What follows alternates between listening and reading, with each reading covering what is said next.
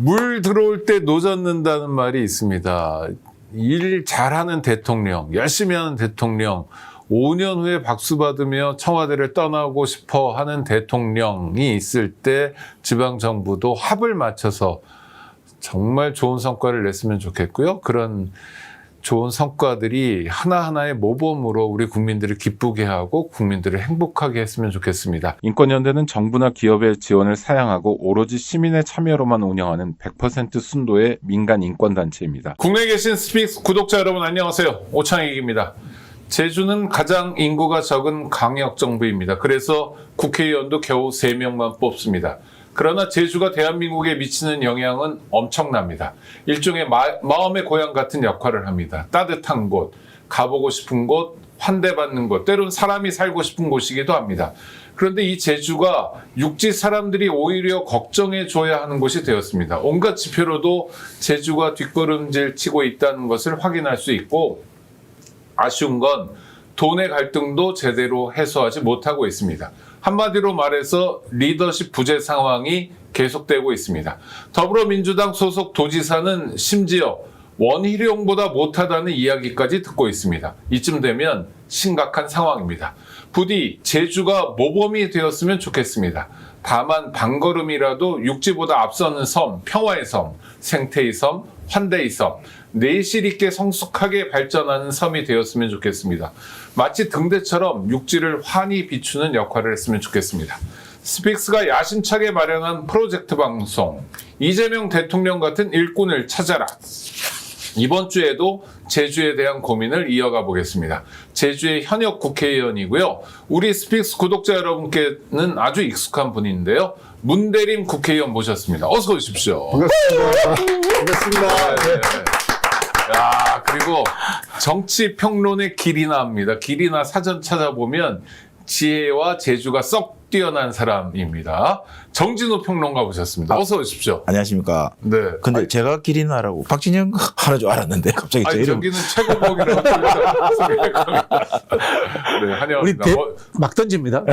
아니요, 아유. 사전 찾아보고 던지는 아이고, 겁니다. 감사합니다. 네, 멀리 부산에서 오셨고요. 소개가 필요 없는 분입니다. 정치평론의 최고봉 박진영 평론가 모셨습니다. 어서 오십시오. 안녕하세요. 네. 와, 오늘 뭐 뉴스, 대한민국 정말 뉴스가 막 쏟아지는데 그 중에 하나. 한동훈이 제명됐네요? 예상했던 바. 그렇죠. 예. 네. 단식도 그 한동훈 제명을 위한 단식이었다는 얘기들이 있었고요. 또 한동훈 자체가 정책적 소신이나 정책적 비전이 어쨌든 그 국민적 지지를 안고 갈 만한 정치인이 못 됐기 때문에 무너질 수밖에 없는 구조였다. 저는 이렇게 보고요. 다만 이제 한동훈이 저렇게 물러난 것은 현재 국민의힘이 주소이기도 하다. 구구 중심의 윤호개인 정당임을 확인하는 그런 이제 정치 행위였다. 뭐 이 정도로 평가하고 싶습니다. 네. 한동훈 씨의 내일은 어떻게 될까요? 내일이 있을까요? 아니면 어떻습니까? 한참 쉬었다가 변호사 해야죠. 네. 왔던 곳으로 돌아가라. 네. 선처동으로요? 한동훈 씨가 이제 힘의 역부족이 드러난 거죠. 장동혁의 제명 결정을 과연 할까 말까 이렇게 추측이 많았지만 장동혁은 자기가 이렇게 제명을 시켜도 한동훈이 자신의 제명 그 강행을 뒤엎을 만큼의 힘이 없다라는 그렇죠. 것을 장동혁은 잘 알고 있었던 거죠. 그래서 그냥 밟고 간 거죠. 네. 그런데 그리고 이제 장동혁은 한동훈을 제쳐놓고 쫓아내놓고 이제 국민의힘을 장악해서 선거 승리를 위해서 중도로 가겠다. 뭐 이런 생각을 갖고 있는가 봐요. 그러나 과연 또 그 장동혁, 한동훈을 밟고 가는 힘은 장동혁이나 국민의힘에 있었을지 모르겠습니다만은 이 장동혁 국민의힘이 중도로 가는 윤의원과 절연하고 중도로 가는 힘은 또 자기들에게 있는가? 그것 또한 없을 것이다. 그러니까 한동훈도 힘이 없고 장동혁도 곧 힘 없음이 드러날 것이다. 그럼 큰 힘은 어디 있느냐? 내란을 청산한 도도한 국민의힘에 있는 국민들의 그 민주적인 역량, 그게 있다 이렇게 생각합니다. 알겠습니다. 하여튼 이번 주는 뭐 내내 특히 민주당의 당적을 가지고 계신 분들도 그렇고 또 국민들도 그렇고 이해찬 전 총리를 생각하는 그런 주간이 될 것 같습니다. 더더군다나 안타까운 거는 이게 순직이라고 말씀드려야 되는 거죠. 그러니까 일하시다가 그렇죠. 또 해외 예. 출장 가셨다가 무슨 놀러 간 것도 아니고 정말 공무로 출장 가셨다가 갑자기 돌아가셨는데 우리 문대림 의원님도 이해찬 총리하고는 각별한 사이라고 들었습니다. 네, 저는 이제 일단 저희가 많이 배웠죠. 우리나라 민주주의의 나침반 역할을 해주셨고요. 길잡이셨습니다. 그리고 특히 제주도를 위해서도 많은 일을 해주셨습니다. 저희들이 1999년 4.3 특별법 제정 당시에 이찬 의원님께서 앞장서서 제주도민의 한을 풀어준 기억, 그리고 제주도가 국제자유도시로 출범하는 과정에 정책기획단장을 맡아가지고 제주도의 미래를 설계를 해주셨던 분이군요. 그래서 제주도민들은 매우 안타까워하고 있고, 또 저 개인적으로는 사실 제가 선거에 여러 번 떨어지기도 했었습니다. 한 번 이제 경선에 떨어져가지고 봉화마을에 가서 잠깐 뵀었는데, 그때 이제 제 친구 중에 그 백원우라는 친구가 대림이 또 떨어졌어요라고 하니까 이해찬 총리님께서 제발 선거에 떨어지는 방법 좀 가르쳐줘라, 이런 농담을 했어요. 그래서 당신은 한 번도 안 떨어졌다. 네, 그래서 농담이네요. 농담이니까 그러면서 툭 던지는 말이 치밀해야 돼. 다시 시작해봐. 이렇게 툭 좀 거칠게 던지셨거든요. 그 말이 상당한 울림이 있었고요. 그래서 저는 또 다시 시작했고 또 국회의원이 됐고요. 그래서 어쨌든 많이 고마우신 분이고 최후의 순간까지 공인으로서의 태도를 보여주신 그런 분이시다. 제가 이제 어제하고 그제 빈소를 지키고 있었는데 베트남에 도착해가지고 건강 상태가 안 좋아가지고 몇 분이 이제 행사 일정을 포기하고 귀국하자라는 얘기를 했다고 합니다.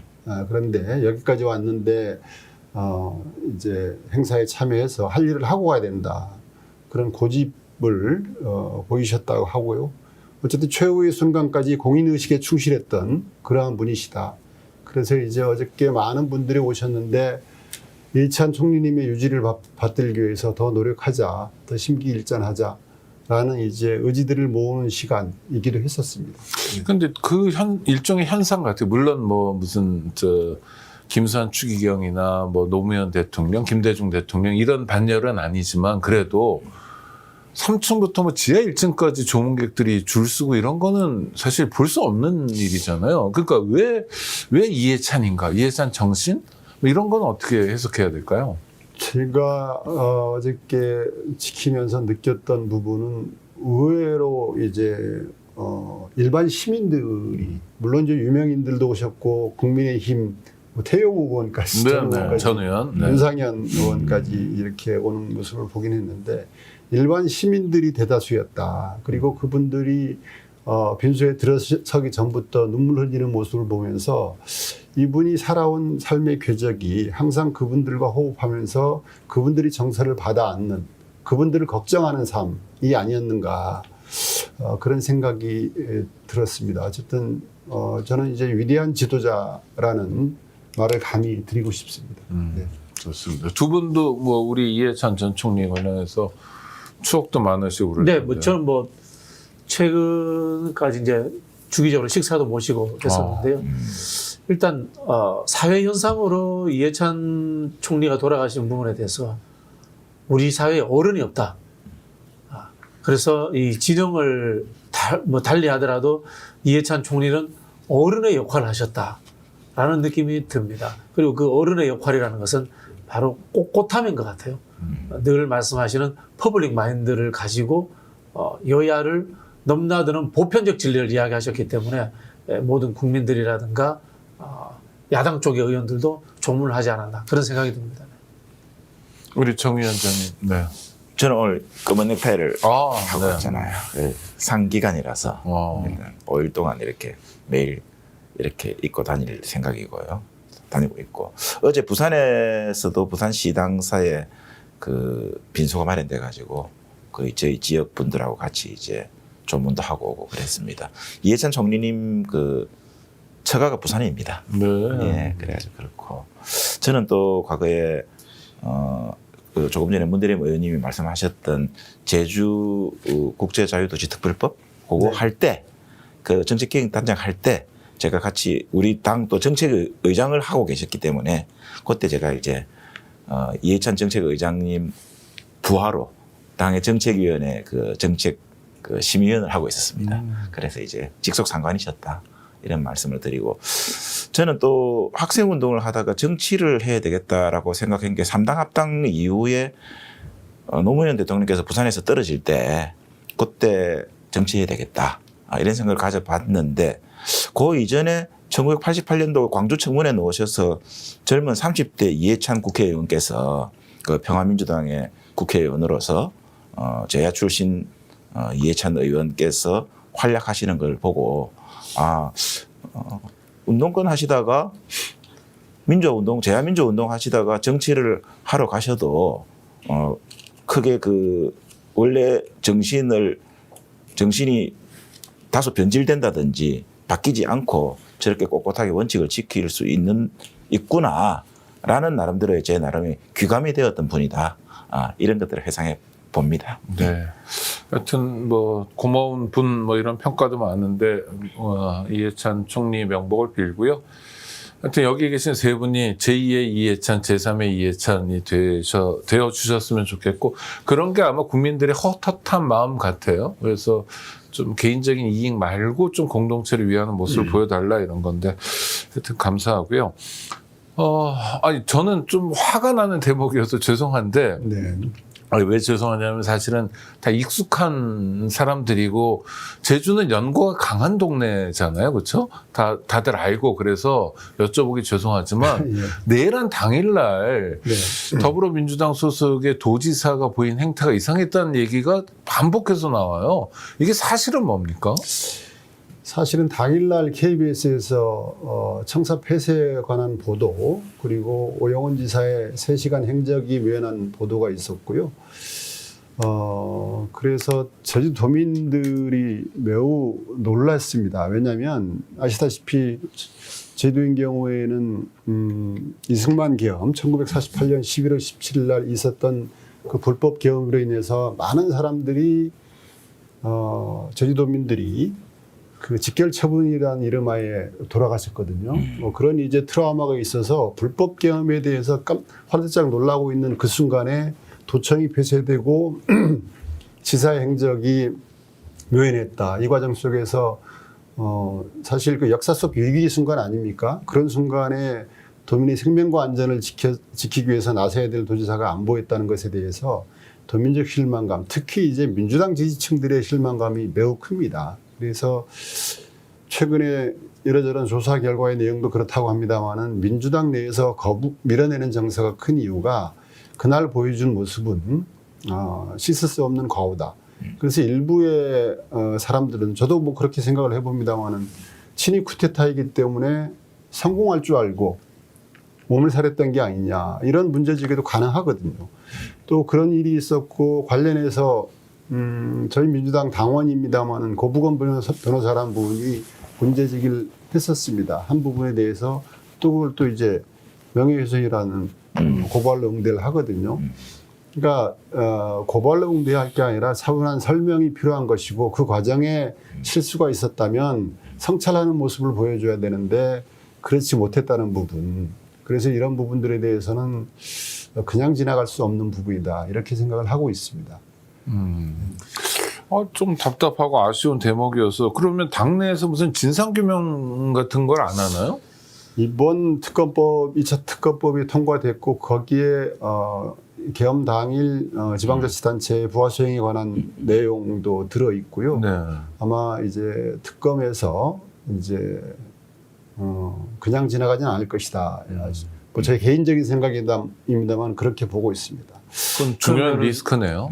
2차 종합특검에서 전국의 광역지자체든 기초지자체 중에 그 청사를 폐쇄하거나 계엄에 대비한 선제적 행동을 했던 지자체들에 대해서 조사할 수 있다. 그런 뜻이네요. 그러니까 이게 그 당시의 계엄이 서울에 국한된 계엄이 아니라 전국 계엄이지 않습니까? 전국 계엄이고 14개 사안에 대해서 계엄사령부가 그 지역 계엄사령관이 그 지역의 입법과 사법과 행정을 행정, 통화를 하게 됩니다. 그럼 그 14개 사안이라는 것은 주민의 일상 모든 걸 통제 가능한 부분이거든요. 그래서 주민의 생명과 안전이 우리의 대표가 아닌 계엄사로 넘어가는데 그것도 이해할 수 없는 상황에 대해서 이러한 상황 속에서 도지사가 그 중요한 3시간 동안 나타나지 않았다는 것은 있을 수가 없는 일이죠. 그래서 아까 지역사회 2년 말씀 주셨습니다만은 저도 이제 오영훈 지사와 관계가 이제 오래입니다. 오래임에도 불구하고 100번을 양보하고 생각해도 이것은 있을 수 없는 일이다. 저는 도민들께 무릎 꿇고 사죄해야 될 그런 사안으로 보고 있습니다. 예. 근데 이번 사건 이전에도 현 도지사에 대한 비토 정서는 심했거든요. 제가 아는 바로는 원희룡 못지않게 성과가 없다라는 이야기가 있고 또 하나는 우리 당원들의 생각인데 이른바 반명 정서 그리고 또 이분이 전 이낙연 대표 총리 체제에서 핵심적인 역할을 했는데 그 부분에 대해서 설명이 부족했다. 이낙연 당대표 때 비서실장을 했던 거죠. 네. 그런 이야기들이 있었거든요. 그 부분들도 도내 당원들은 좀 불만을 갖고 있지 않을까요? 그러니까 이낙연 당대표의 비서실장을 했던 부분과 또 이재명 대통령 후보의 비서실장 역할도 했었습니다. 그랬나요? 네. 그럼 이재명 대통령은 굉장히 그라운드를 넓게 쓰는 분이네요. 네, 그렇습니다. 아니요, 왜냐면 놀라운 인사잖아요. 물론 이제 네. 완팀이라는 것을 위해서 필요한 부분일 수도 있고 오영훈 지사의 능력일 수도 있고요. 다만 그럼에도 불구하고 그러니까 오영훈 지사랑 저랑 실은 도지사 경선을 했었습니다. 네. 경선에서 제가 졌거든요. 져가지고 저는 즉시 승복 선언을 했고 뒷날 10시에 기자회견을 열어서 완팀 선언. 그리고 후보끼리만 뭉쳐도 안 되니까 3일 뒤에 전부 저희 조직들이 모여서 조직적 결합까지 했고 저희가 준비했던 정책도 같이 정책 결합까지 했습니다. 완벽한 완팀을 만들었고요. 그래서 이제 소위 얘기하는 공동 선거를 같이 치르고 같이 운영하고 같이 책임지는 이게 완팀의 정신이거든요. 그렇게 해서 선거를 치렀고 당선이 됐습니다. 또 그 당시에 이제 현역 의원님들도 열심히 뛰었고요. 그런데 이제 도정을 운영하면서 사실 민주당 유력 정치인과의 소통도 절대적으로 부족했고 궁극적으로 제가 보기에는 주요 정책들에 대해서 저는 2가지 기준이 필요하다고 봅니다. 첫 번째는 도정 역정 사업인 경우에는 주민 공감대가 강력하게 형성돼 있거나 아니면 지자체의 한계가 있는 부분들에 대해서는 중앙정부의 지원 의지가 있거나 그건 중앙정부와의 공감대가 되겠죠. 그런데 오영훈 도정에서는 여러 가지 중점 사업들이 한 5개 정도 꼽는데 그 5개 정도의 사업에 대해서 도민 공감대가 전혀 없었다. 아주 없었다라고 볼 수 있고요. 그렇다고 이제 국가의 관심과 지원도 전혀 없었습니다. 그러니까 이런 것들에 너무 매달리는 과정이 길었다는 부분하고요. 그러니까 성과가 없을 수밖에 없죠. 그러면은 일을 잘하든가 그렇지 않으면 민주당 내 소통을 하고 사실 광역단체라는 게 혼자 운영하는 게 아니라 진영이 운영을 하는 거지 않습니까? 그렇죠. 진영하면 민주당이 중심이 돼야 되겠죠. 네. 그런데 철저하게 배제되는 모습들이 연출이 됐습니다. 그러면 누구하고 했습니까? 지역사회에서 아니 국힘이겠죠? 와 네. 신기하네요. 그러니까 그렇죠. 여기 아니면 저길 텐데. 국힘이고 또 그렇지 않은 분들도 있는데 이 과정의 중요한 건 뭐냐면 협치를 위해서 그렇게 쓸 수가 있긴 있죠. 하지만 예. 그러면 성과가 나오든가 그 협치의 대상이 평가를 받을 만하거나 그러지 않은 상태에서 민주당 그 진영이 배제되는 과정이 1년, 2년, 3년 넘게 지속되는 과정. 이 과정 속에서 민주당 당원들이 보기에 야 우리가 만들었는데 왜 우리는 이렇게 소외되지? 이런 문제 지적을 아니할 수가 없고요. 또 결정적으로 이제 어쨌든 윤석열 내란에 대해서 보여준 모습. 이것은 역사 속 위기 순간에 지도자가 어떠한 행동을 하느냐에 따라 가지고 그 지역의 운명이 결정되지 않습니까? 그렇게 해서 많은 분들이 등을 돌리고 있고 최근 발표된 여론조사 결과에도 11%대라는 처참한. 다만 이제 민주당 지지는 꽤 높습니다. 높은데 제주도가 그럼에도 불구하고 그거를 받아안지 못하는 모습은 사실 많은 성찰이 필요한 부분이다. 이건 뭐 오영훈 지사 개인의 성찰을 넘어서 우리 민주당 진영 전체가 함께 책임져야 될 문제라고 보고 있고요. 저나 이제 김한규 의원, 유성군 의원, 송재호 의원, 전 의원도 같은 생각을 가지고 있고 도민들에게 많은 그 죄송스러운 마음을 갖고 있습니다. 보통은 현역 프로미엄이 있잖아요. 그렇죠. 그래서 뭐 서울도 오세훈이 뭐 썩어도 준치다 뭐 이런 평가도 있는데 와 11%면 정말 그건 극단적인 평가 같은데 그럼 그거를 좀 지렛대로 해서 문대림 의원께 여쭤볼게요. 유력 정치인과의 소통도 말씀하셨는데 사실 중요하죠. 지역은 이를테면 대통령이 그 지역 출신도 아니지만 대통령과 소통이 되느냐. 이를테면 국무총리 또 당대표도 있고 그런데 일단 이재명 대통령과는 어떤 관계세요? 저는 본인이 말씀하기 어려우시면 아니요, 우리 박진영 저는 이제- 평론가가 말씀해 주셔도 되고. 네. 뭐 제가 간단히 말씀드리면 저는 뭐 이재명 대통령께서는 저를 이제 좋아한다는 느낌은 받습니다. 그렇지만 제가 일방적으로 존경하는 그런 분이라고 말씀드릴 수 있고요. 제가 간단히 이제 저의 얘기를 한다면 제가 원희룡 지사와 선거를 치르는 과정에 수없이 많은 공격들을 받았었습니다. 조작되고 조합된 내용으로 인신공격성 공격을 하고 성명서를 내고 고소고발하고 그래서 검경에 수사를 받고 정말 힘든 과정이 있었거든요. 아이고, 네. 근데 그때 저에게 위로를 주신 분이 그 당시 이제 지금 이재명 대통령이신데 제가 속으로 야 이재명도 버티는데 네. 나보다 10배 20배 더 할 텐데 제가 이제 어쨌든 그렇게 해서 3개월 가까이 검경에 조사를 받고 단 하나도 문제된 게 없어서 다 클리어 됐고 오히려 그렇게 공격하신 분들이 법적인 처벌을 받았지만 상처는 제가 남는 것이거든요. 그 참아내는 과정이 그렇게 힘들더라고요. 그런데 저보다 10배 20배의 공격과 고통을 받으면서도 뚜벅뚜벅 걸어가시는 모습을 보고 너무 감동스러웠고요. 그랬었는데 세월이 좀 지나서 이제 대통령 선거가 됐지 않습니까? 그때 떨어진 선거였습니다마는 전화가 오셨더라고요. 오셔가지고 하시는 말씀이 내가 부탁하려고 하는데 찾아가야 되는데 전화로 하는 거 이해해라. 라고. 아이, 뭐 말씀하십시오. 그러니까 간단하게 말할게요. 그러니까 예, 말씀 주십시오. 딱 하니까 함께 갑시다. 대선 같이 지르자 그 예, 말씀이에요. 예. 네. 그래서 이제 제가 영광입니다. 그래서 씩씩하게 갔죠. 예. 네. 그러면은 2018년에 현 이재명 대통령과 도지사 선거 출마 동기 동창이네요. 네, 그렇다고 볼 수 있습니다. 근데 그렇다고 대통령께서 뭐 선거법도 있는데 문대림 의원 출마하시오 이럴 수는 없지 않습니까? 예, 뭐 이번에도. 그런 말씀을 주시면 안 되시죠. 예. 네. 그럼에도 불구하고 그 상당한 저희 대통령이 되신 후에는 제가 이제 가끔 뵙죠.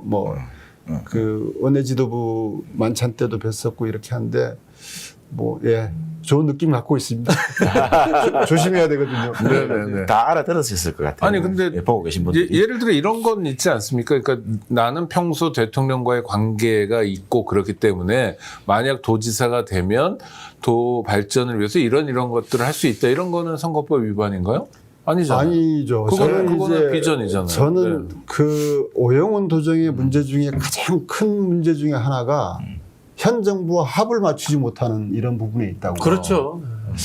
이번 제가 당 지도부로서 이제 예산정책협의회라든가 현장 최고위원회 따라가거든요. 따라가면 이제 지방마다 잘합니다. 그러니까 전남, 광주, 전북 같은 데에는 정부 예산에 없는 예산을 사실 이재명 정부가 6월 달에 출범을 했기 때문에 그전 정부 예산에 없을 거 아닙니까? 그렇죠. 그렇죠. 근데 이것을 이제 이재명 정부의 탄생과 함께 청구서를 딱 작성한 겁니다.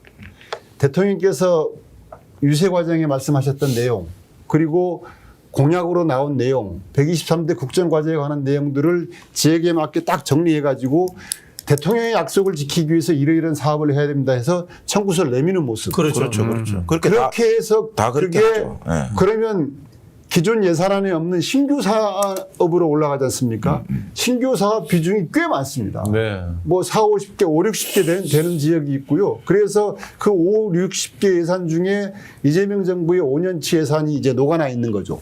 시작 연도 예산은 이제 뭐 몇십억, 몇백억 밖에 안 되지만 이게 5년 단위로 갔을 때 수조 원이 되는. 이게 설계 능력이라고 볼 수 있는데 또 현 정부와의 합의라고 볼 수 있는데 저희 제주도는 뭐 그런 부분이 이제 절대적으로 부족했다. 그래서 저도 이제 몇 마디 하긴 했습니다만은 이게 결국 도정의 기획력의 문제 또는 의지의 문제가 결국 제주도민의 실익적 관점에서 봤을 때 제주도민들에게도 손해로 다가온 곳이다. 저는 그렇게 생각을 하고 있고요. 누가 도지사가 되든 이재명 정부와 확실한 합을 맞출 수 있는 그런 도지사가 되어야 된다라고 저는 그렇게 생각을 하고 있습니다. 현 제주도정은 이재명 정부와 전혀 궁합이 맞지 않다. 저는 그 합을 맞추려는 노력, 예를 들어서 이재명 정부의 국정과제와 제주의 미래를 연계시키기 위한 제대로 된 사업 예산을 만들어내는 의지, 그리고 기존의 1차 산업과 3차 산업 비중이 크지 않습니까? 이런 산업들을 성장시키고 고도화시키려는 이재명 정부의 정책과 맞물려서 이런 의지들이 절대적으로 부족하다는 것이죠. 그 이재명 대통령은 어떤 청구서는 굉장히 환영하고 이걸 빨리 가져오세요 뭐 이런 스타일이잖아요. 일 좀 해보자. 예산 지원해드리겠다. 이재명 정부가 제주도에서 특히 몇 번 강조했던 것은 AI와 에너지 그리고 바이오 분야거든요. 제주도의 엄청난 생태자원 이런 것들과 그 AI와의 접목 그리고 기본사회도 햇빛연금, 태양광연금에서 제주도는 이제 풍다의 섬 아닙니까? 풍다의 섬 이런 것들을 수익 구조화 시켜낼 수 있는 물론 전력 소비형 첨단 산업들을 제주도민들이 스스로 고민을 해야 되겠지만 이것을 위한 국가적 인프라에 대해서는 정부가 지원을 해줘야죠. 지금까지 중앙정부의 입장은 사실 대기업들을 먹여 살리는 그런 일들을 많이 했거든요. 예를 들어서 마이크로소프트를 먹여 살린 것도 정부라고 볼 수 있고요. 한 2년 정도 되면 컴퓨터 싹 갈게 하고 공무원들 조사해서 도용했다고 해서 제재하면서까지 정부가 대기업들을 밀어주는 이런 사례들이 꽤 있거든요. 그러니까 대기업들이 성장을 위해서 밀어줬던 중앙정부하고 이재명 정부는 틀리거든요.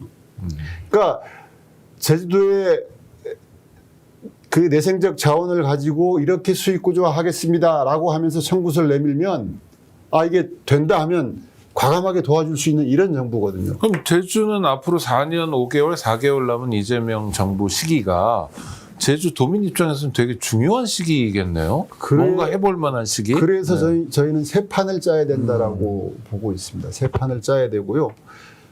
새 판을 짜기 위해서 저희의 실은 그 세 분 국회의원하고 전직 국회의원이 그 새 판에 대해서는 동의를 하는 부분이고요.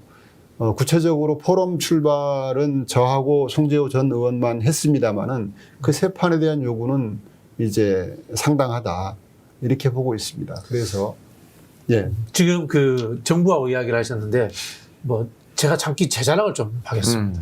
제가 제주 명예도민인데 축하드립니다. 이번 대선 때에도 AI와 국가 균형 발전이라는 보고서를 제가 제출했고 아마 대부분의 의원들이 많이 보셨을 겁니다.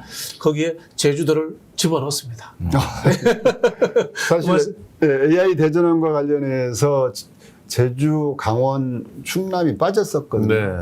그러니까 AI 예산도 그렇습니다. 10월 달에 범부처 경제장관 합동회의를 했습니다. 그때 AI 대전환에 관한 국가계획을 발표하면서 예산 규모를 10조 1,000억을 발표했거든요.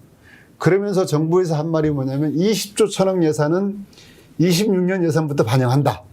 라고 했습니다. 그럼 10월에서 12월 사이 그 예산 심사하기 전 10월 한 45일 정도 사이에 그러면 제주도의 AI 대전환은 이렇게 가겠습니다.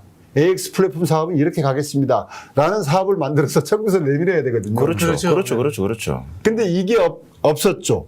다른 시도는 있는 데가 있었고요. 그래서 제주도가 이제 어쨌든 예산을 확보하지 못했고 그래서 제주도는 뭐냐라는 문제 제기들이 제주 지역 정치권들 중심에서 있었고 해서 AI 대전을 위한 사업 기획비 5억이 반영됐습니다. 사업 기획비 5억이 반영돼서 그럼 제주도는 AI 대전을 위해서 앞으로 어떤 사업을 할 것이냐라는 용역이 진행 용역이네. 용역이 네. 진행 중인데 용역비 5억이 반영됐다라고 볼 수 있는데 저는 이 용역이 기다릴 때가 아니라고 봅니다. 그렇죠. 용역이 기다릴 때가 아니라고. 저는 주목하고 있는 게 뭐냐면 이재명 정부가 GPU 26만 장을 구입한다고 했지 않습니까? 예. 당장 올해만도 한 5만 장 들어온다라고 하는데 제가 AI 전문가들 만나서 이렇게 얘기를 해보면 GPU 한 2,000장 정도면 제주도의 산업을 살릴 수가 있더라고. 네. 청년 그 소위 얘기한 스타트업 IT 계열 스타트업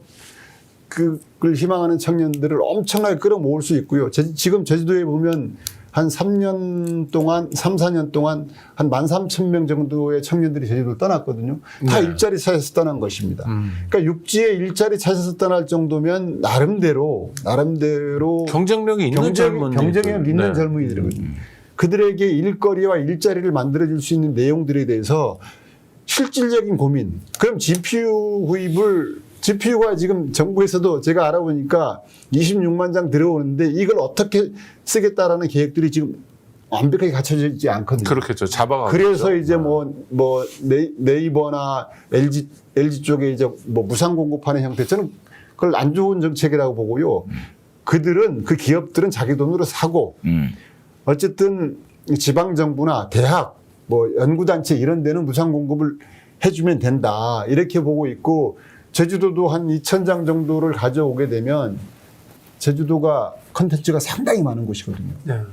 또 수집할 데이터도 상당히 많고 실증할 내용들도 상당히 많기 때문에 이런 것들에 대해서도 용역을 기다릴 게 아니라 지금 당장 아주 좋습니다. 청구서를 내밀어야 된다. 선제적으로. 네, 그렇죠. 선제적으로. 네, 아주 좋습니다. 정부하고도 네. 뭐 그렇지만은 그 사실 이게 또 여당이니까 당하고도 중요하잖아요. 최근에 이제 정청래 대표도 제주도를 특별히 찾아갔고 또 김민석 총리도 또 물론 뭐 정부의 그 소총리입니다만은 집행을 직접 하시는 분이니까 제주를 찾아가셨는데 근데 이 두 분하고 또 문대림 의원님하고 관계 때문에 뭐 혹자들 이야기입니다. 네. 문대림 도와주러 간 거 아니냐 이런 소문이 있는데 아니 김민석 총리님은 제가 찾아뵙고요. 우리 정진우 평론가님 아시겠지만 제가 98년부터 김민석 총리님하고는 인연이 됩니다. 네, 그래서 맞습니다. 상당히 여러 가지 일들이 있었고 제가 또 존경하는 분이시고 이번 찾아갔던 이유는 제주도가 한소 정상회담, 한미 정상회담, 한일 정상회담을 성공적으로 치렀던 경험이 있습니다. 네네. 국제회의 인프라가 대한민국에서는 서울 다음이고요. 그리고 제주도는 알다시피 이제 평화의 메시지, 기후환경의 메시지, 해양의 메시지, 이런 것들을 이제 의지화할 수 있는 최적지가 제주도라고 생각을 하거든요. 또 이제 섬이라는 특수성 때문에 보안의 문제, 경호의 문제에서 완벽하다고 볼 수 있습니다. 그래서 G20 정상회의 제주 유치. 네. 그게 언제 하는 거죠? 28년입니다. 제가 네, 이제 정해야 되겠네요. 네. 이게 원래 제가 생각하기에 지방선거 전에 정하기는 선거 이슈가 있어서 좀 힘들지라도 네. 원래 어쨌든 8월 이전에는 정해야 준비 기간이 있지 그러니까요. 않습니까? 우리 이번 경주 에이펙과 관련해서 정부가 혼났었거든요. 그 짧은 시간 내에 완벽한 행사를 치르려니까 김민석 총리가 참 힘들었습니다. 숙소 보안 문제 이전 정부에서 일을 제대로 안 했기 때문에. 그렇습니다. 네.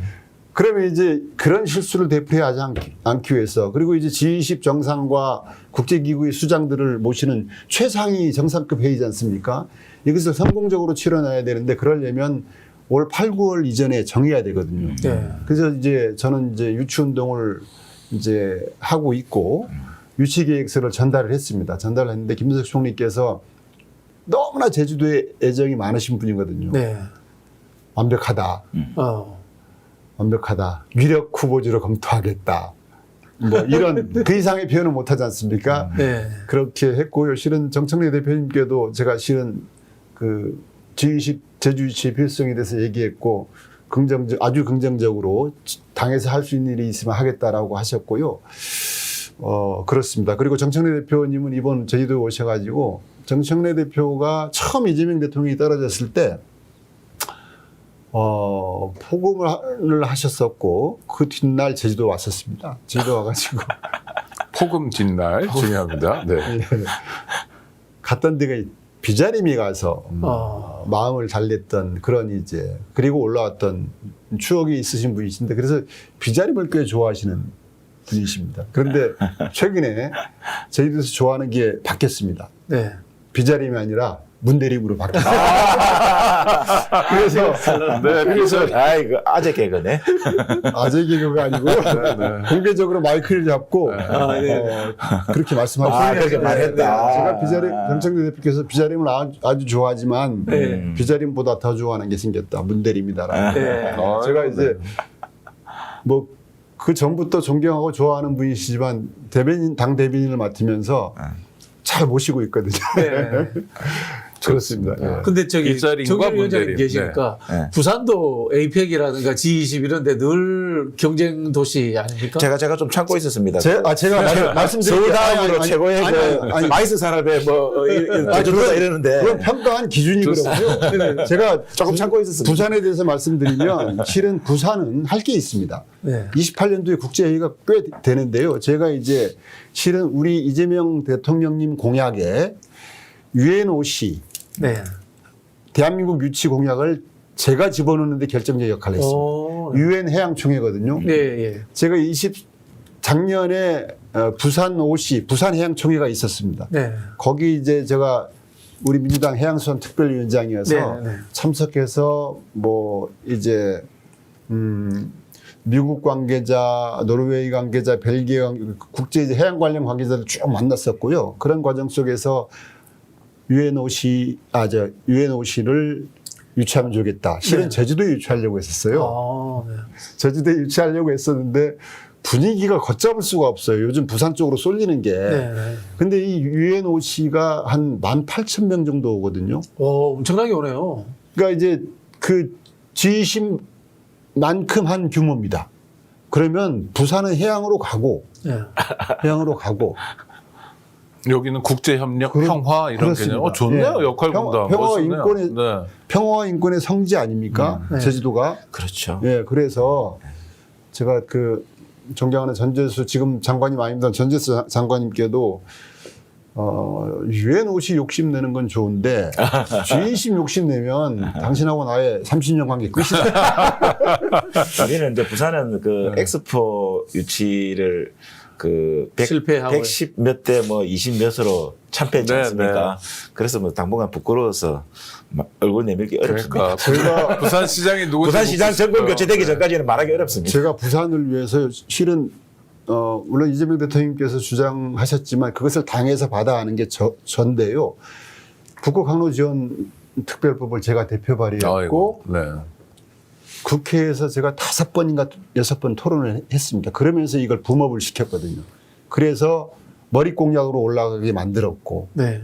또 저의 노림수는 뭐였냐면 그러면서 세계에서 최초로 녹색 해운항로 구축 지원 특별법을 발의했고 저희 상임위 전체회의를 통과시켰습니다.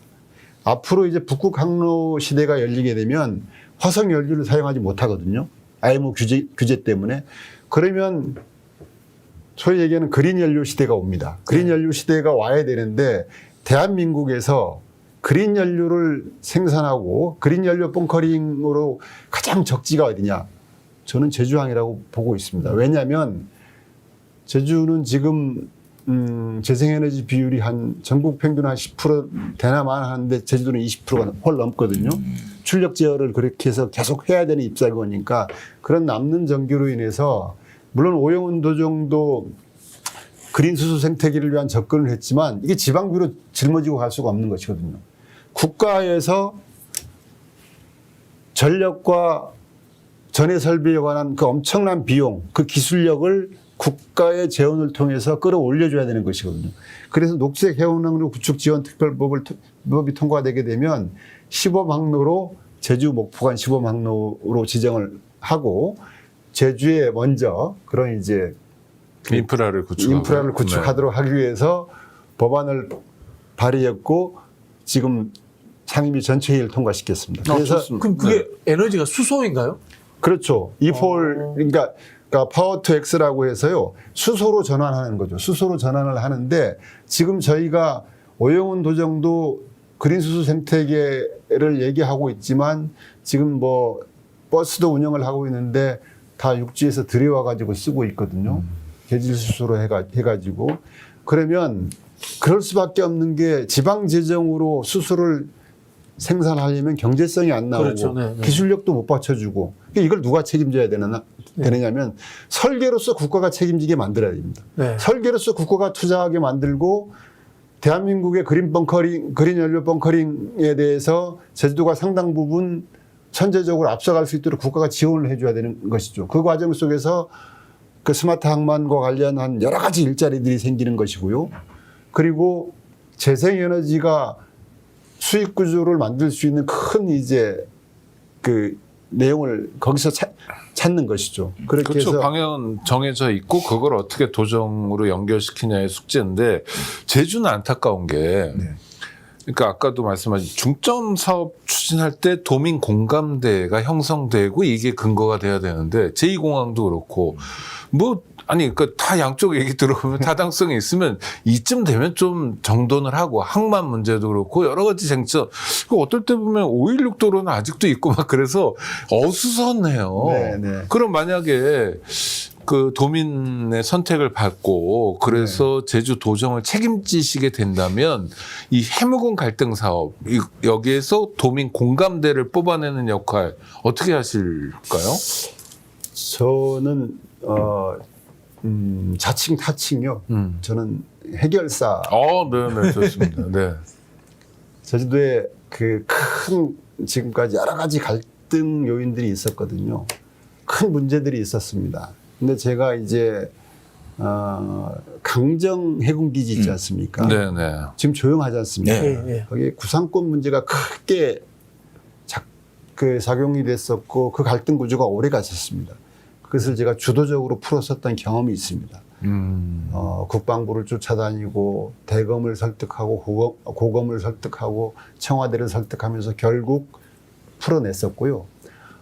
또 하나는 이제 제주도가 개발 투자 유치를 하는 과정에 큰 실수를 해가지고 투자자 손해배상 청구 소송 때문에 서울중앙지법에 3,500억 외국 기업으로부터 네. 손해배상 청구 소송을 5년째 진행 중이었고 ISDS 중재 절차로 4조 1,000억 어이고. 합치면 한 4조 5천억 규모의 소송이 있었거든요. 가장 큰 짐이었습니다. 당시에 제주도 입장에서는. 네. 제가 말레이시아를 왔다 갔다 하면서 제가 같이 일을 하는 직원들과 29차례 협상을 통해서 4조 5천억 규모의 내용을 그러니까 국가 차원에서 법무부가 중심이 돼가지고 국제소송 대응단도 꾸려졌던 내용을 사실 풀어냈던 경험이거든요. 1250억에 풀어냈던 경험이 있습니다. 대단하죠. 4조 5천억을. 네, 1250억은 물론 그러니까 당시에 서울중앙지법에 진행 중인 소송은 3,500억이었지만 ISDS로 중재 신청을 한 게 4조 1,000억이니까 그러니까. 합치면 그렇게 규모가 된 거였죠. 근데 이것을 1,250억. 그분 말레이시아 버자이 그룹이 화교 자본인데요. 들어와 가지고 땅 사면서 지불한 돈은 땅을 가져오면 그 돈은 돌려줘야 될 거 아닙니까? 네. 그 수준에 해결했던 경험이 있거든요. 지금 제2공항 문제 이게 이제 11년째입니다. 그러니까요.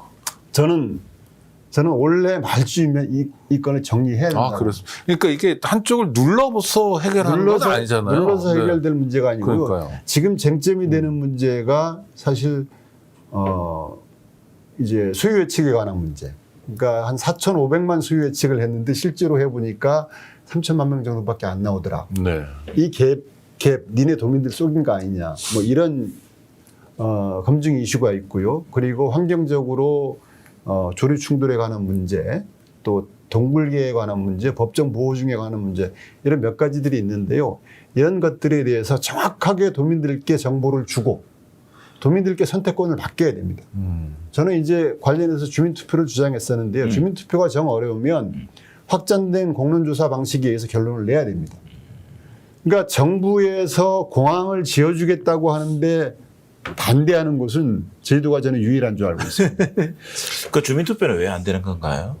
주민투표를 요구하지 않은 측면도 있고요. 그리고 이제 충분히 이제 11년째 했으면 충분히 그 주민들 간에 그러니까 오영훈 이해도가 높아졌을 거라고 보고 그렇죠. 이제 결단하면 될 것 같은데. 네, 오영훈 도지사가 그 도민의 자기결정권을 행사를 하겠다고 해놓고 환경영향 평가가 진행 중에 있고 환경영향 평가 보고서가 들어오게 되면 도의회가 하게 되는데 도의회 동의 절차를 도민결정권으로 생각한다라는 그 취지의 말을 했는데요. 저는 더 혼란을 부추기는 일일 것이다 이렇게 생각을 하고 있습니다. 그래서 어쨌든 지금까지 진행된 행정의 프로세스를 전면 중단할 수도 없는 것이고 부정해서도 안 되는 것이고요. 하긴 이제 진행되는 과정 속에서 결정적 문제가 있으면 할 수 없는 거 아닙니까? 그렇죠. 못하는 예, 거죠. 그렇죠. 근데 근데 문제가 있으면. 그 결정과 관해서 이러이러한 문제가 있습니다. 근데 이러이러한 문제가 있는데 이렇게 보완이 가능합니다.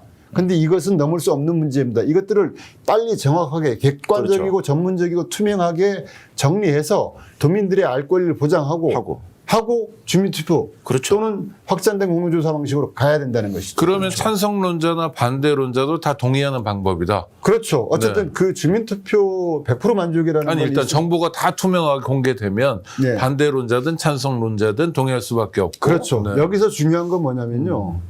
자, 정부의 우유부단함 속에 또는 도정의 우유부단함 속에 희생되고 있는 해당 지역 주민들이 있거든요. 지역 주민들이 어쨌든 재산권 행사의 제약이라든가 여러 가지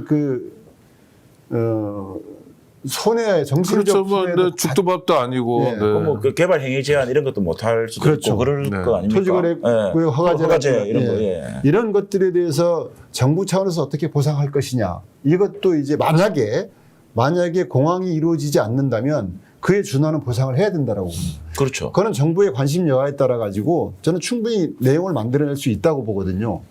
그러니까 공항은 계속 추진될 수도 있고 중단될 수도 있는데 만약에 중단되는 그런 일이 온다면 해당 지역 주민들이 상실감을 해소시킬 수 있는 그간의 재산권의 손해라든가 이런 부분들에 대해서 보상적 차원에서 뭐 또 다른 지역 사업을 뭐 좀 해야 제한한다든지 된다. 뭐 이런 게 예, 있겠죠. 저는 이렇게 생각을 하고 있습니다. 그리고 이제 아까 5.16도로 말씀하셨는데 저도 이제 어쨌든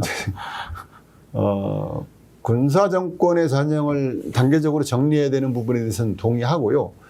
굳이 지금 이슈화시킬 내용인가에 대해서는 뭐 저는 지금은 제가 실은 우리 민주당 분들에게 가급적 우리끼리 다투지 말고 처음 한 몇 개월 전만 해도 그런 얘기를 했거든요. 이재명 정부의 청구서를 만드는 일에 좀 집중하자. 네네. 뭐 이렇게 했었거든요. 지금은 모든 행정력들을 저는 이제 이재명 정부 1년 이내에 이재명 정부와 합을 맞춰서 이재명 정부의 국정과 과제와 연동시켜서 제주의 미래를 열어갈 수 있는 이런 내용을 좀 고민하고 도민적 의지와 역량을 모아야 될 때다. 그런데 뭐 현안이라면 현안일 수 있는데 그것을 굳이 이슈화시켜서 또다시 찬반양론. 그러니까 저같이 바꿔야 되는 부분들에 대해서 동의하는 부분도 있지만 우리가 제국주의 역사를 기록하기 위해서 제국주의 산물을 보존하는 그런 경우도 있지 않습니까? 그러니까 여러 가지 관점의 차이도 있고 그렇게 해서 주소명이 바뀌었을 때 불편을 겪는 도민들도 있고 그러니까 이런 부분들이 있어서 굳이 지금 시점에서 이슈화시킬 내용인가에 대해서는 저는 선택과 집중해서 좀 우선순위에 밀린다. 뭐 그런 그렇게 생각하고 말씀이겠네요. 있습니다. 가치론적 판단에서 저도 군사 정권의 잔재니까 없애야 그건 된다. 동의하지만, 동의합니다만은 순전히 제가 전략적으로 말씀을 드리면요. 역사 속에 유물로 가는 사건을 끄집어내는 게 선거에 도움이 안 되더라고요. 박정희 끄집어내는 게 민주당한테 선거에 도움이 안 됩니다. 이거는 예, 예. 통계로 나와 있습니다. 그리고 지금 저는 문대림 의원님 말씀에서 아까 해결사 말씀하셨잖아요. 네. 이런 문제도 그냥 도지사가 지혜롭게 뭐 4년 동안이면 쭉 타임 스케줄이 있을 거 아닙니까? 네, 그거 해가지고 뭐 어느 때 뭐 이게 이렇게 정리하고 이렇게 하면 되는 제가 건데. 기억하기에 네. 한 8년 전쯤에 이슈화가 됐던 적은 있거든요. 네네. 근데 갑자기 지금 이슈화 시킬 일은 아니다. 이렇게 봐집니다. 그게 이제 내란의 밤 그날 하고 조금 그 상쇄하려는 어떤 이런 게 있는 것 같기도 하네요. 하여튼 뭐 약간. 시간이 뭐 금방 가가지고요. 그러니까 이제 네. 오영훈 지사께서 내란이 밤에 이슈를 묻기 위한 네. 일들을 여러 가지 이제 그러니까 그렇죠. 사실 상쇄하기 위한 어떤 일주기 때 국회에서 기념 행사를 했지 않습니까? 그때 단체장 중에 유일하게 오영훈 지사가 참석을 했었습니다. 그래서 제가 저 뒤에 바로 뒷줄에 있었는데 참 여러 가지 생각이 교차했습니다. 그 제주에 관심을 갖는 건 제주가 도민만의 제주는 아니고 네. 사실은 국민의 제주잖아요. 그럼 이렇게 해결사 같은 분이 또 중앙정부와 협력도 잘 되는 분이 도지사가 되면 뭐 중기 장기 과제도 있겠지만 단기적으로 4년 후쯤에 제주는 이렇게 변해 있다. 뭐가 있을까요? 지금 24년 이후 4분기 연속 마이너스 성장을 하고 그러니까요. 네. 저는 뭐 전체적으로 민생 경제가 어려운 측면이 있습니다만은 이거는 사실 선택과 집중의 문제였다.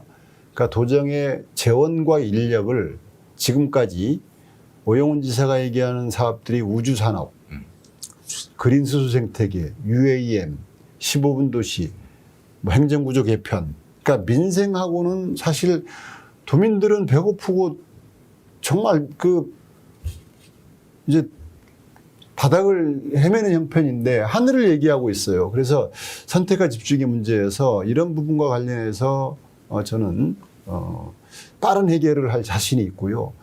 그리고 지금 떠나는 청년들이지 않습니까? 앞으로 아까 제가 조금 전에 그 UPO 센터 관련 얘기도 했습니다만은 사실 그렇게 해서 지금 LH 같은 국가기관을 동원하거나 해서 의무적으로 그 건물을 매입하는 그런 게 있거든요. 네네.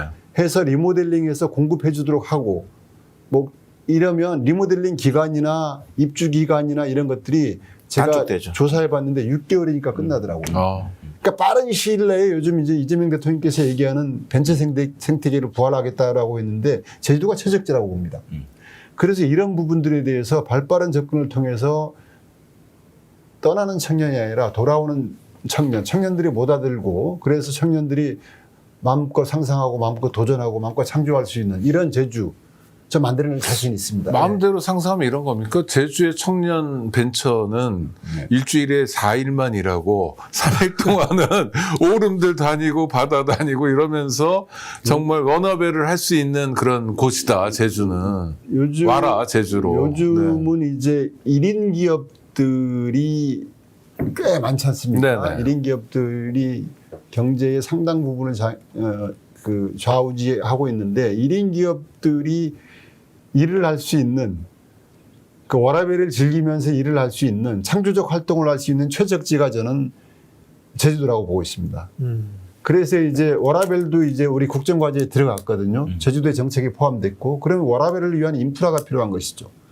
그 여러 가지 망 구축이라든가 이런 것들에 대해서 당신네가 공약으로 내세웠으니 이걸 해 주시오. 그렇죠. 이런 청구서를 그러면 최적의 과거와 같이 과거에 이제 5G망을 깔아가지고 그게 음영이 생기고 통하는 데 있고 안 통하는 데 있으니까 제주도가 워라밸을 얘기하지만 사실 그 특정 장소를 제외하고는 일을 하기 어렵다 이런 문제 지적들도 있습니다. 근데 그것을 극복할 수 있는 최신 그 울트라 와이파이 기술이라든가 저렴하고 이제 그 5G망 문제를 해결할 수 있는 이런 것들이 쭉 갖춰져 있더라고요. 이게 국가적으로 조금만 관심을 가지면 제주도에 그 망을 까는데 비용이 얼마 들지도 않습니다. 네. 그것들을 정확히 홍보하고 하면 아까 이제 오창희 사회자님께서 말씀 주신 대로 그러한 이제 그 쉼과 함께 창조적 활동들을 창의적 활동들을 할 수 있는 젊은이들이 올 수 있는 그럼 매력적이네요. 그리고 제주도는 사실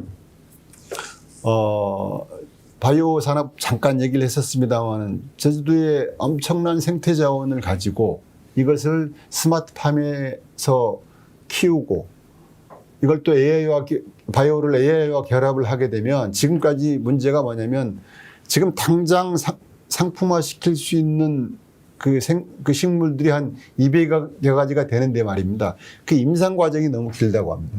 근데 AI와 결합되게 되면 임상 과정을 20분의 1로 줄일 수 있다는 것이죠.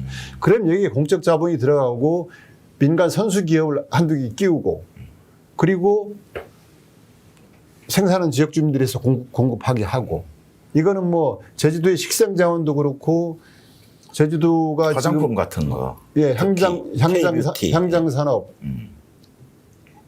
뭐 그리고 이제 헬스 장수 산업 이런 것들이 최적지라고 볼 수 있거든요. 또 저희가 이제 제주도는 노비자 지역 아닙니까?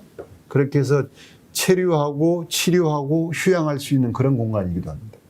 그래서 저희가 이제 또 염두에 두고 있는 게 중입자 암치료센터. 이것을 헬스케어 타운이라는 곳이 있거든요. 땅도 네. 있습니다. 어. JDC가 돈도 있습니다. 네네. 정부에서 조금만 보조해 주면 됩니다. 지금 중입자 암치료센터의 수요가 꽤 넘쳐가지고 치료를 받으려면 8, 9개월 기다려야 되거든요. 그러면 이게 국내 수요뿐만이 아니라 국외 수요도 있습니다. 그렇죠. 그럼 제주도가 최적지거든요. 제주도가 지금 체류와 치료와 휴양을 할 수 있는 물론 다른 시도도 있을 것입니다만은 최적지이고 사실 관광의 고도와 고부가 가치와의 여러 가지 방법들이 있을 수 있지만 그 중에 하나가 저는 이제 의료관광이기도 하다. 예, 의료관광. 네. 그래서 이것들에 대해서 정부의 관심과 지원, 물론 영리병원이 아니더라도 정부의 관심과 지원만 조금 끌어내게 되면 제주도의 새로운 수익 구조를 만들어낼 수 있는 일들은 무궁무진하다. 이렇게 생각하고 있습니다. 말로만 들어도 설레네요. 그래서 젊은이들이 많이 있고 아이들도 태어나고 있고 그렇죠? 네. 또 초등학교도 막 뭐 정말 아이들이 골목에서 뛰어놀고 이런 제주. 그래서 가는 것만으로도 이렇게 환대받는 느낌 그런 제주. 그렇게 만들겠습니다. 네. 아니 왜냐면 육지 사람들 그런 꿈이 있거든요. 네, 제주 네. 가서 아까 저 정청래 대표처럼 네. 울고 싶은데 비자린 가서 울고 문대리 만나서 또 기뻐하고 뭐 이런 느낌을 육지 사람들이 받고 싶잖아요. 제주공항이 불편하면 전 국민이 불편합니다. 아 정말 불편해요. 그렇죠. 지난번에도 말씀드렸지만 제주공항 그 일요일 오후에 금요일 저녁에 제주에 인해서 일요일 오후에 제주에서 아웃할 때 그 일요일 오후에 제주공항에 그 북적거림, 그 불편함. 안 그래도 2박 3일 놀고 이제 좀 그 여행을 마치면서 그 월요일 준비해야 되는데 제주 아웃하면서 정말 피곤합니다. 네, 제주공항 그게 돗대기 과연 시장. 네. 뭐 돗대기 시장 수준이고 그래서 그런데 위원장님은 그런 거보다는 제가 보기에는 이게 제주 이야기가 부산하고도 굉장히 연관되는 것 같아요. 맞습니다. 예를 들자면 아까 저는 그 의원님 이야기 제일 딱 와닿는 게 GPU 2000장. 네. GPU 2000장, 청년 일자리, 1인 기업, 울트라 와이파이 이게 뭐 다 연결되는 것 같아요. 게임, 그렇습니다. 관광, 예, 예. 휴양, 의료. 이게 딱 복합적으로 연결되면은 뭔가 뭐라고 합니까? 이 경제적으로 빵 터질 것 같다라는 느낌이 들거든요. 생각해보니까 그게 부산도 비슷할 것 같은데 그래서 동의해주면 안 될 것 사실 같은데. 비슷해요. 사실 비슷한데 그것은 또한 또 그 속에서도 경쟁하는 것도 있고 또 협력하는 것도 있고 뭐 그렇게 해야 되는 것이라고 생각하고 저는 오늘 근데 그래도 제일 좀 생각이 깊이 드는 것은 내란의 밤입니다. 지도자가 정말로 중요한 시기에 그 어떤 순간의 행동 이런 것들 책임 있는 행동을 제대로 하느냐 못하느냐에 따라 가지고 그동안에 우리 현대사에서도 많은 물줄기가 바뀌었던 경험이 많이 있습니다. 대표적으로 60년 4.19 혁명 이후에 출범했던 장면 정부의 장면 총리 5.16 그 쿠데타의 밤 때 이제 피신했거든요. 수녀가 계셨죠. 그렇죠. 네. 그 다음에 80년 그 전두환의 계엄 때 그때 최규하 정권의 국방부 장관 무슨 장관이셨잖아요. 노재현 장관이었잖아요. 그 사람도 숨어 있었잖아요. 네. 그 다음에 또 다른 또 그런 정권의 공무원과는 다르게 또 80년 서울역 해군 사건 네. 이런 것들이 심재철. 예, 역사의 큰 물줄기를 바꾸거든요. 그런 면에서 이번에 그 우리 윤석열 계엄이 실패했기 망정이지 만약에 윤석열 계엄이 성공했다면 그날 2024년 12월 3일 제주도 내란의 밤 때 제주도청의 모습 이것은 또한 그 역사의 흐름을 바꾸는데 중요한 그 실수가 되었을 것이다. 이래서 참 가슴이 아프네요. 윤석열 내란이 성공했으면 여기 세 분은 안 계실 수도 있는데 농담이 아니라 저도 끔찍한 대상이 일이죠. 한 그러니까요. 3개쯤 포함되더라고요. 지금 보면 저희 민주당에서 내란의 티끌까지 법정에 세우겠다라고 네. 하고 있습니다.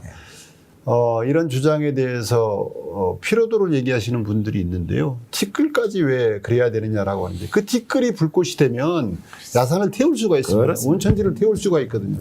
완전히 박멸해야 됩니다. 네. 전 그렇게 가야 된다고 보고 있습니다. 시간이 훌쩍 지나가 버렸는데 우리 문대림 위원님, 우리 국민들 그리고 제주도민들께 마무리 인사 말씀 한번 해주시죠. 예, 국민 여러분 그리고 사랑하는 제주도민 여러분, 사랑받는 제주도 그리고 누구나가 쉬고 싶을 때 편하게 찾을 수 있는 제주도 그리고 올 때나 갈 때나 너무 고맙고 아쉬움이 남는 그런 제주도를 만들어 나가겠습니다. 제주도가 대한민국의 보물섬이 아니라 세계의 보물섬이 되도록 잘 갖고 나가겠습니다. 기대해 주십시오. 열심히 하겠습니다. 아이고 감사합니다. 꼭 좀 그렇게 만들어 주십시오. 네네. 물 들어올 때 노젓는다는 말이 있습니다. 일 잘하는 대통령, 열심히 하는 대통령, 5년 후에 박수 받으며 청와대를 떠나고 싶어 하는 대통령이 있을 때 지방정부도 합을 맞춰서 정말 좋은 성과를 냈으면 좋겠고요. 그런 좋은 성과들이 하나하나의 모범으로 우리 국민들을 기쁘게 하고 국민들을 행복하게 했으면 좋겠습니다. 지금까지 문대림 위원, 정진호 평론가 그리고 박진영 평론가와 함께했습니다. 구독자 여러분 다음에 또 뵙겠습니다. 감사합니다. 감사합니다. 감사합니다.